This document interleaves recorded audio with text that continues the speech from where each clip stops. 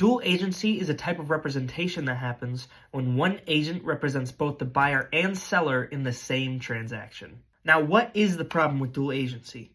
The problem with dual agency is that it is a conflict of interest.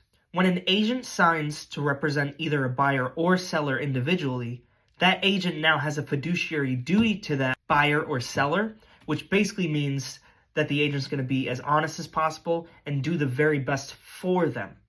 Well, when they both have an agency agreement with the one agent, now the agent has to do the best for both people, both sides, which doesn't make sense. So for example, if the buyer says, hey, what do you recommend I put an offer in on this property? The agent cannot answer that question because they have fiduciary duty to the buyer and the seller. So in simpler terms, it means that the agent goes from a coach to a referee. Now, it is very rare, but when it occurs is generally when, let's say, two people of the same family want to get a transaction done. One of them is the buyer, one of them is the seller.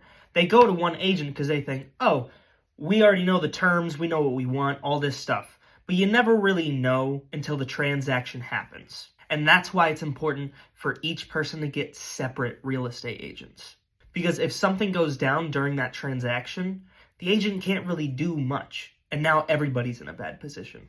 Another time when this happens is when an agent wants both sides of the commission. So let's say a seller is offering 2.5% to a seller's agent and to a buyer's agent.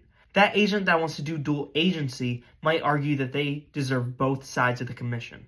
Now, this rarely ever happens, but if you ever come across an agent that says, oh, I could represent both of you guys, don't do it. That's a bad sign. In conclusion, it is almost always a net positive for each side of the transaction to get their own agent.